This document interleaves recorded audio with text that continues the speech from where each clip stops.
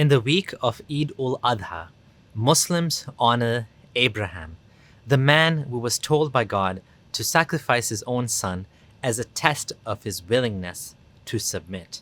A man who is considered the leader of three major religions, and his story shaped all of them significantly. But history is full of men who thought God wanted them to murder their own sons. Never ended well. Not something we should be celebrating. How is it a good thing to obey a God who demands you sacrifice your own blood and flesh? What kind of God would reward such a thought experiment? If anything, Abraham should have been punished for obeying such a stupid command blindly. I'm Abdullah Samir. I make videos on my friendly ex-Muslim channel reflecting on Islam. In light of Eid, I was thinking about Abraham, and these are my realizations.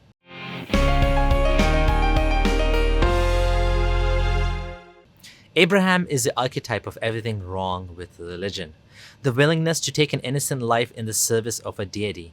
This can't be considered praiseworthy. It's exactly what religious madmen do today while thinking they're doing something good. Does it matter that he actually didn't kill his son? No, because he was about to do it. It's like if you aim a gun at a police officer and you shoot, but you miss. Can we say, congratulations? You didn't kill him. Well done. It's absurd, isn't it, to think that this is a miracle of morality, that this was the right thing to do. No, it was not and is not. One of my Jewish friends took offense to this, saying that child sacrifice was actually quite common back then, and actually, this was a way for God to end child sacrifice.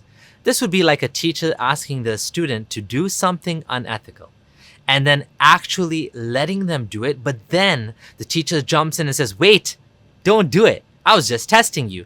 Congratulations on being a blind fool for obeying me even though I told you to do something horrible, unethical, or illegal. You passed the test. Would we consider this a good teacher? It sounds more like a gang initiation ritual, doesn't it? In order to join the gang, you have to do something really bad. Abraham was allowed into the gang for doing what no sane person would ever do. To kill not just any innocent child, but to kill his own son. The funny thing is, if this was a test done by a good God, he should have actually wanted Abraham to refuse to do it. What kind of lesson is he teaching humanity? That the end justifies the means, right? If I told my kids to do something wrong, I would expect they would say, no, Dad, I'm not going to do that. Are you crazy? But of course, with Abraham, it was the opposite. Where have you heard this before, that the ends justify the means? From religious extremists, of course. People who will gladly take the law into their own hands, like the extremists who killed the former president of Egypt, Anwar Sadat, because he made a peace treaty with Israel, or other deplorables like ISIS. Where do you think they got their thinking from? From this very example of Abraham, who submitted to God by doing exactly what he was commanded. This is a type of thinking that creates monsters, because it elevates an ideology above human decency. We humans always could have made a choice to rebel against a dictating evil God. Even if we had no real ability to fight back, we can still die trying. That would be the moral choice. I was taught as a Muslim that Abraham was doing Islam, Aslama, when he sacrificed his son. I never considered that we could have any choice in the matter, but now I realize that of course we do. We always have a choice. In fact, a true and kind God would never expect obedience to such a terrible command. And that is the crux of Islam. Submission to Muhammad. What better example can you ask for when you want to command your followers to willingly sacrifice their wealth, their lives, and their families' lives for you? Muhammad was sure to latch onto this story and make it a core of his teachings.